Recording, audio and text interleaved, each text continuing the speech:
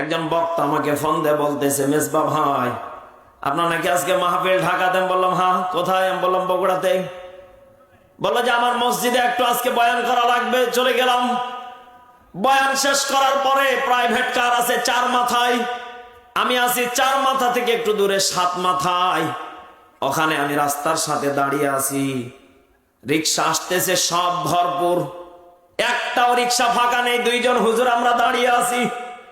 পাশে একজন সুন্দরী মেয়ে আটা ময়দা লাগিয়ে ইচ্ছা মতো যা মন চাই মেখেছে, এরপরে দাঁড়িয়ে আছে অন পিস পরে। কোন পিস? এ ভাই এটা জান্নাতি পোশাক মনে হয়। এই কথা বলে না কেন? জান্নাতি এটা? আমার কাছ থেকে সর্বোচ্চ 10 হাত দূরে বসে আছে, দাঁড়িয়ে আছে ছোট্ট একটা বাচ্চা নিয়ে।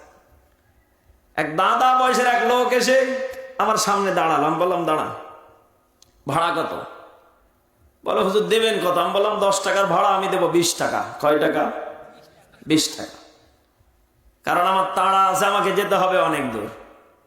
দাদা বলতেছে 20 হবে না, 50। আমি বললাম চলেন।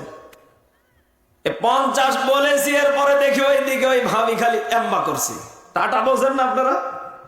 এই দাদা বয়সের একজন লোক আমাকে রেখে চলে গেল ওই দাদির কাছে। আরে ভাই ওটা তো দাদি না, ওটা খালার মা। এই কথা বলে না কেন?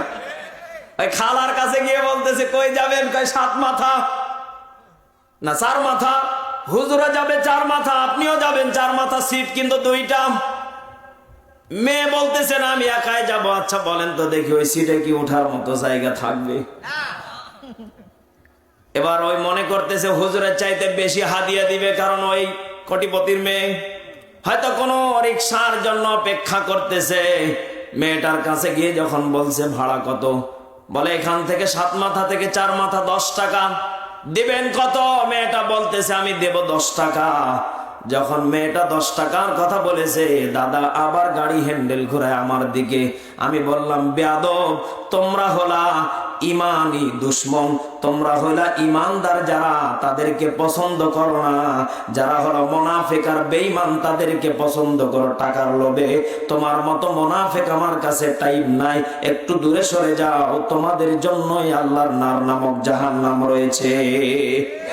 অনেক রিক্সা চালক আছে হুজুরদেরকে পছন্দ করে না, আলেম দেখলে দূরে যায়, মনে করে এটা ভিক্ষুক। ঠিক কিনা? আমি মনে করি আলেমদেরকে যারা ফকির মনে করে, আলেমদেরকে যারা ভিক্ষুক মনে করে, এরা হলো বাংলার জমিনে টাটকা মুনাফিক। কথা বলেন ঠিক কিনা? অনেক রিক্সা চালক আছে, হয়তো কথাটা তিতা লাগতে পারে, সুন্দরী মেয়ে দেখলে ওইদিকে খালি পিক আপ মারে, ওইদিকে খালি যায়। কে রে ওইদিক কি রে? হুজুর এটা দাঁড়িয়ে আছে, পছন্দ হচ্ছে না। 20 টাকার ভাড়া 50 টাকা দিচ্ছি, তাও পছন্দ হচ্ছে না। খালি ধলো মাইটা দেখে খালি দৌড় মেরে চলে গেল। যাওয়ার পরে যখন কইছে 10 টাকা, তখন এবার ঘুম ভাঙছে, কয় না হুজুরই ভালা। কথা কন না কে? হাসর মিজানে কাম লাগবে হুজুর করে। কথা কন ঠিক কিনা? আমাদের নওগাঁ জেলাতে একটা পীর বাবা আছে, তার নাম হলো তেনা পীর। কোন পীর? কি আপনার নাম কি প্রথম শুনলেন নাকি? আছে না? ওই বট গাছের যদি দিকে তাকিয়ে দেখেন, ওরে আল্লাহ, এরকম কয়েকটা সামিয়ানা তৈরি করা যাবে। মুসলমান প্রকৃত যারা পীর আল্লাহওয়ালা, বলেন তো দেখি, তাদের তেনার প্রয়োজন হয় না, তাদের মুরগির প্রয়োজন হয় না, তাদের গরুর প্রয়োজন হয় না, তাদের প্রয়োজন হলো আল্লাহর জান্নাত তালাশ করা। চিৎকার মেরে বলেন ঠিক কিনা? জান্নাত চির সুখেরই ঘর, জান্নাত চির সুখেরই ঘর। ওগো জানতে যদি তুমি, মাইয়া ঘেরা রঙিন হে পৃথিবী, নয়তো সুখের খনি। ঠিক কিনা? জান্নাতে পাবে তুমি ও রহে গেল মন যা চাবে, জান্নাতের সব নেয়ামত তোমায় স্বাগতম জানাবে। শর্ত একটাই, তোমাকে দিতে হবে কুরবানি। শর্ত একটাই, তোমাকে দিতে হবে কুরবানি।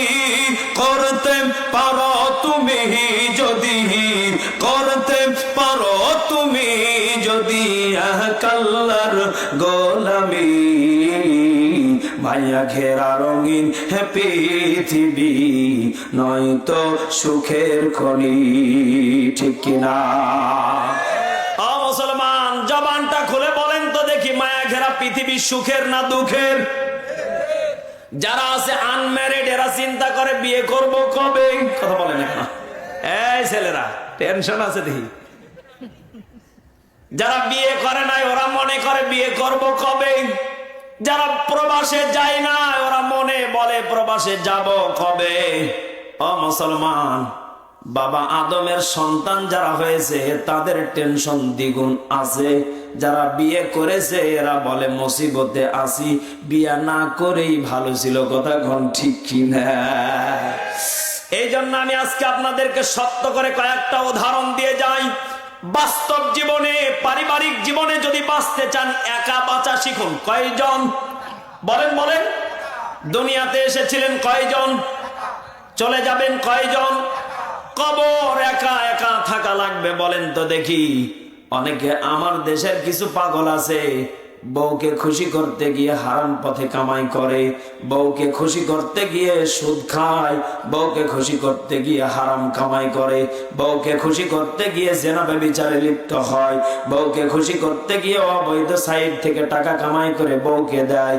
বলেন তো দেখি, যারা বউকে খুশি করার উদ্দেশ্য এই কাজগুলো করে, বলেন তো এটা পাগল না এটা ভালো? আমার তো মন বলে যারা বউকে খুশি করতে গিয়ে হারাম অবৈধ কামাই করে, আমার মন বলে না, কোরআন বলতেছে সে যেন নিজের কবরটাকে জাহান্নামের আগুনের কারখানা বানাইলো। নাউজুবিল্লাহ, জোরে বলেন। আমার ওস্তাদ ছাত্র জীবনে একটা কথা বলতো, বেটা তোমার যেটা না সেটা তুমি কোনোদিন আশা করবা না, যেটা তোমার তুমি সেটার প্রতি তোমার আস্থা রাখবে, আজ হোক কাল হোক তোমার কাছে সেটা কোনোদিন ফিরে আসবে। এই জন্য মানুষের জিনিসের প্রতি লোভ লালসা করা যাবে? বলেন বলেন, করা যাবে? ইন্না আকরামাকুম ইনদাল্লাহি আতকাকুম ইন্নাল্লাহা আলিমুন খাবীর।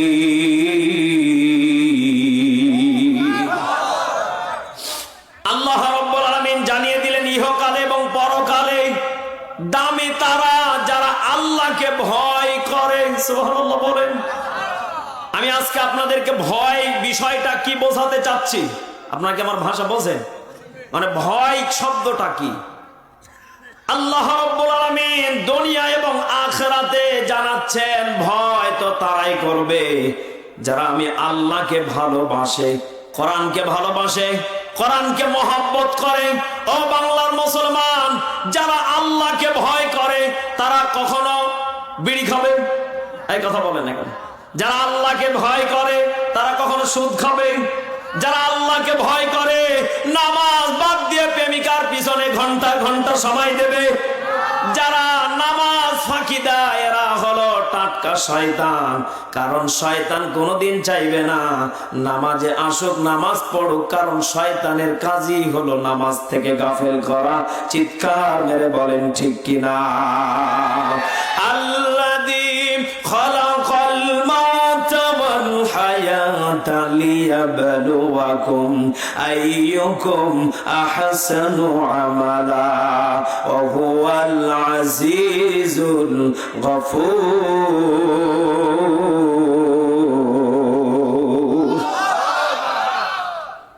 ও মুসলমান, জবানটা খুলে বলেন তো দেখি, আমরা যখন ছিলাম না আমাদেরকে দুনিয়ার বুকে হায়াত দিয়ে মাধ্যম করে পাঠালেন কে? বলেন বলেন। দুনিয়াতে যখন আপনার আমার কোনো অস্তিত্ব ছিল না, দুনিয়াতে আমাদেরকে হায়াত আলিয়া বলুয়াকুম, দুনিয়ার ছোট্ট জায়গাতে মরণের ওই জায়গা থেকে হায়াত দিলেন, আল্লাহ দুনিয়াতে পাঠালেন। বলেন তো দেখি, আল্লাহ কি খামোখায় দুনিয়াতে পাঠিয়েছে?